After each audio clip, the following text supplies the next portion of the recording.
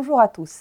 Dans un contexte global marqué par le retard des précipitations, l'apparition de tensions inflationnistes qui sont d'origine importée et la flambée des cours mondiaux des hydrocarbures, l'économie marocaine a vu ses prévisions de croissance être révisées à la baisse, tant par le FMI qui table désormais sur une croissance de 1,1%, que par le gouvernement qui escompte une croissance économique en 2022 qui oscille entre 1,5% et 1,7%.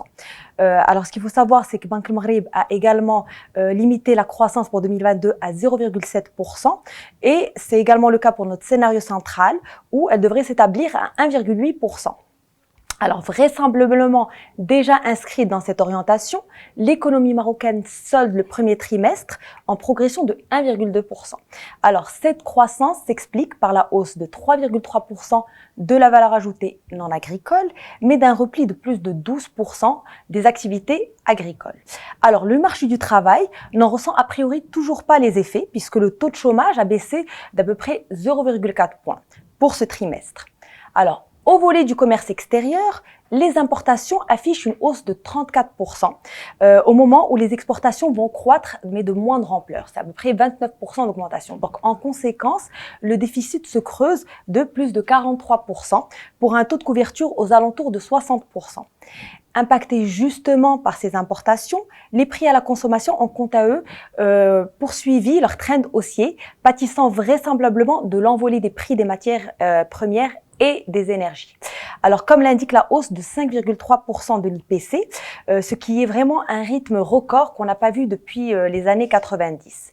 Heureusement, l'inflation a paradoxalement permis au Trésor d'engranger davantage de recettes douanières, parafiscales et de consommation, ce qui permet ainsi au déficit budgétaire de s'alléger puisqu'il est aux alentours de moins 2,1 milliards, alors que si vous vous rappelez, l'année dernière à la même période, on était à plus de 8 milliards. Donc c'est dans ce contexte et en dépit de réalisations par les sociétés cotées en très forte hausse, puisque la capacité bénéficiaire a progressé de plus de 65% pour l'exercice 2021, les indicateurs boursiers se maintiennent malheureusement dans le rouge avec des contre-performances de moins 1,7% pour le MASI et à peu près moins 2% pour le MSCI 20. Donc enfin, et la bonne nouvelle, c'est que malgré ce contexte qui est plutôt défavorable, notre portefeuille a clôturé le mois d'avril sur une hausse de plus de 2,51% contre moins 1,7% pour son benchmark qui est le MASI RB.